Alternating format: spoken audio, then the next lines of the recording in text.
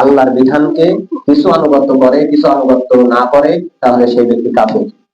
আবার রাসূলের কোন স্পষ্ট বাণীকে, সহিহ বাণীকে, রাসূলের কোন আদর্শকে যদি সামাজিক রীতির কারণে, দেশীয় বিধানের কারণে যদি তুচ্ছ মনে করে, আর আল্লাহর ওই রাসূলের আইনটাকেও যদি তুচ্ছ মনে করে, কোন রকমের দ্বিধা বিহীন হিসেবে না মানে, অকথ্য ভাবে সেই ভাষাটাকে, সেই আইনটাকে, সেই রাসূলের কর্মটাকে, সেই আদর্শটাকে তার কথিত সমাজের আইনের কাছে ছোট সাজায়, সেই ব্যক্তি যদি মুমিনও হয়, সেই ব্যক্তি যদি ইসলামী হয়, সেই ব্যক্তি যদি মুসলমান হয়, তাহলে আল্লাহর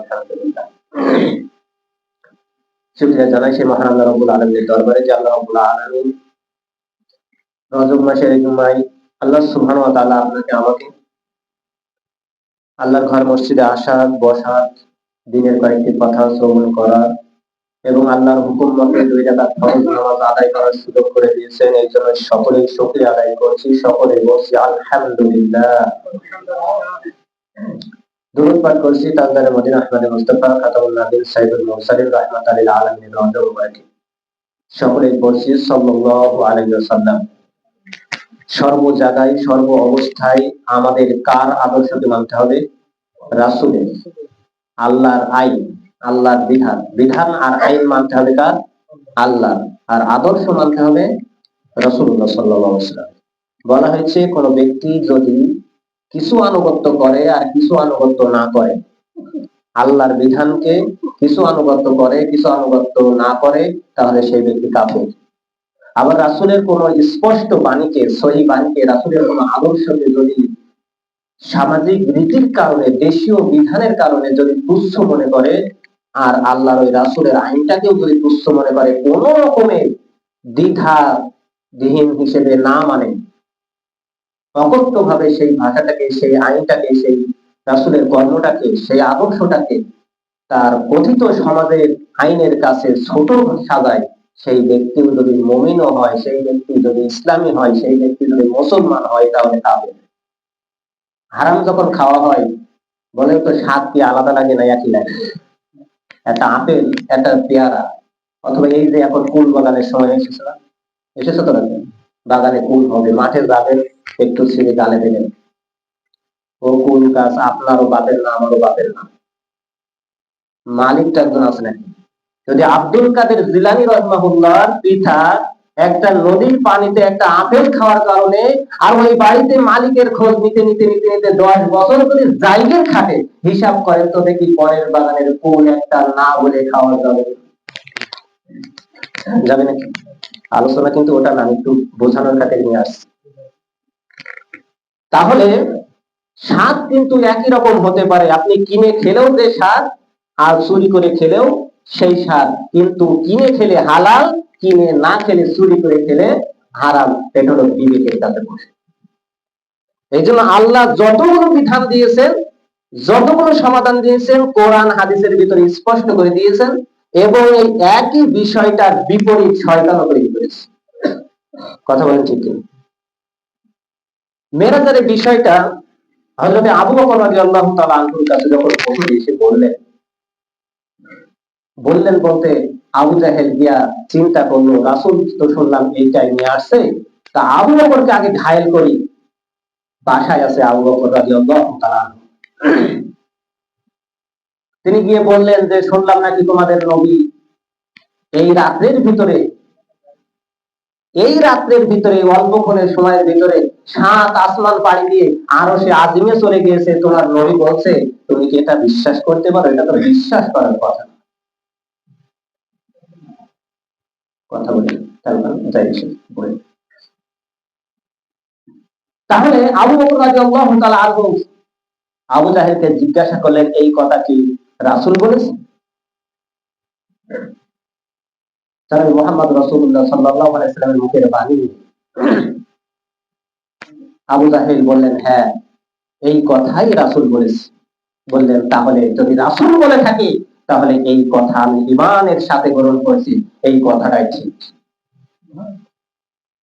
আল্লাহর কোন বিধান নিয়ে, আল্লাহর কোন আইন নিয়ে, রাসূলের কোন আদর্শ নিয়ে, যেই আইন, যেই বিধান, যেইটাই হোক না কেন, সেটা যদি যখনই শুনবেন কোরআনের বাণী, যখনই শুনবেন হাদিসের বাণী, তাহলে শুনবেন আর মানবেন, এর অপোজিটে কোনো প্রশ্ন করা যাবে না। যদি প্রশ্ন করে ওটাকে ঘায়েল করতে যান তাহলে কাফের হয়ে যাবে। সেখান থেকে আবু বকর রাদিয়াল্লাহু তাআলা আনহুর উপাধি হলো হযরতে আবু বকর সিদ্দিক রাদিয়াল্লাহু তাআলা আনহু। সুবহানাল্লাহ।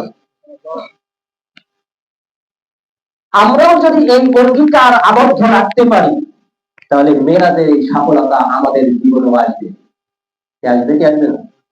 আর দুনিয়ার লোভে পড়ে, মানুষের লোভে পড়ে, বিভিন্ন শয়তানের লোভে পড়ে যদি লোভ লালসা নিয়ে আল্লাহর আইনের বিরুদ্ধে, রাসূলের আদর্শের বিরুদ্ধে আমরা চলে যাই, তাহলে আমাদের এই কুকর্মের ফল আমাদের দুনিয়াতেই দেখে মৃত্যু হবে। কথা বলেন ঠিক করে? কারণ ছোট্ট করে একটা ঘটনা বলি, বাস্তবতা। সেটা হলো আমার জীবদ্দশায় দেখেছি একটা অনেক লোক দুইটাই মারা গেছে। বাস্তব ঘটনা বলতেছি। স্ত্রীর সম্পদশালী ছিল, স্ত্রীর বাবা সম্পদশালী ছিল, ওই বাড়িতে একজন লোক কাজ করতো, কিন্তু মেয়েটা কালো ছিল বলে ওই বাড়ির আগে তো এই নিয়মটা ছিল যে বাড়ির যারা কাজ করতো এরা যদি ভালো হয় তাহলে মেয়েটাকেও অনেক সময় বিবাহ দিয়েছে। কারণ ও গরিব মানুষ দাবি করে আমার একটা মেয়ে দিয়েছে, আমার সম্পদ রয়েছে, দিয়েছে। 60 বিঘা সম্পদ, আমার জ্ঞান বুদ্ধিতে কেন বলছি। 60 বিঘা সম্পদ নিয়ে বিবাহ দিল, দেওয়ার পরে 4টা সন্তান হলো, 3টা না 4টা মেয়ে হলো। এই 60 বিঘা সম্পদ 4টে ছেলের নামে লিখে দিল, 4টে অথবা 3টা মেয়েকে বঞ্চিত করে দিল। এটা কি আল্লাহর আইনের বিরোধিতা না? কথা বলেন, বিরোধিতা না?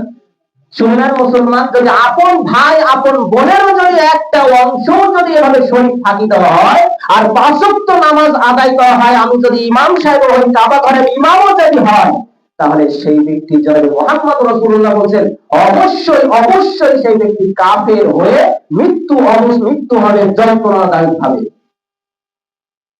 কারণ কি? আল্লাহর আইনের বিরোধিতা করা। কারণ আল্লাহ যে সিস্টেম দিয়ে দিয়েছে তার বিরোধিতা চলে গেল। এটা মানতে হবে। শেষ সময়ে সর্বশেষ অবস্থায় এখান থেকে 10 বছর আগে ঘটনা বলছি, আমি দেখেছি এটা। ওই লোকটা সারা জীবন তো কোনো রকম নামাজ কালাম পড়তো না। সেই বয়সে যখন নামাজের দিকে যাওয়ার একটা চিন্তা ভাবনা নিয়েছে, গিয়েছে, মসজিদ মুখী হয়েছে, মসজিদে একেবারে মাথা ঢুকে শেষ। কিন্তু সর্বশেষ অবস্থা হলো যখন সিজদা দিতে যায়, তখন ওই লোকটা মনে করে, চিল্লায় আর দেখে, বলে আমার এই জন্য ওই যেই জায়গায় সিজদা দেয় ওই জায়গাটায় যেন গভীর গর্ত, আমি যেন পড়ে যাচ্ছি। কারণ জমিন আপনাকে ছেড়ে দেবে। জমিন ছেড়ে দেবে নাকি?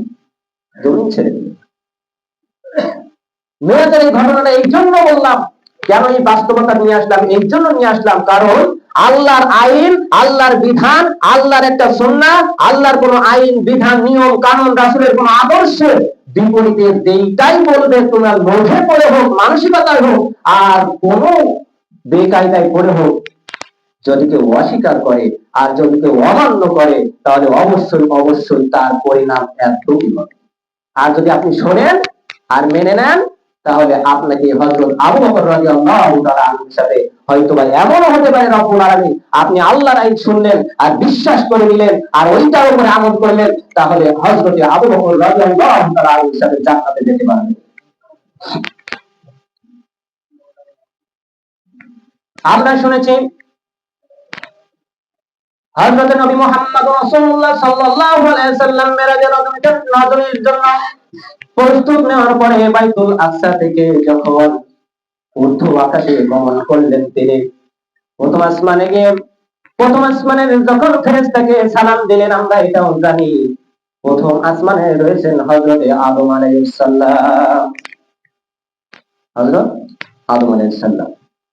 দ্বিতীয় আসমানে আছেন, ওখান থেকে রাসূলুল্লাহ সাল্লাল্লাহু আলাইহি ওয়াসাল্লাম একটু অগ্রসর হলেন। তৃতীয় আসমানে আছেন হযরত জাকারিয়া আলাইহিস সালাম এবং হযরত ঈসা আলাইহিস সালাম। এই কয় স্তরে এটা বলে শেষ করব। তৃতীয় আসমানে আছেন হযরত ইউসুফ আলাইহিস সালাম, চতুর্থ আসমানে আছেন হযরত ইদ্রিস আলাইহিস সালাম, পঞ্চম আসমানে আছেন হযরত হারুন আলাইহিস সালাম এবং ষষ্ঠ আসমানে মুসা আলাইহিস সালাম, সপ্তম আসমানে হযরত ইব্রাহিম আলাইহিস সালাম, এর পরে হলো সিদরাতুল মুনতাহা। এর পরের যে আনুষঙ্গিক বিষয়গুলো ইনশাআল্লাহ বলার চেষ্টা করব আগামীতে।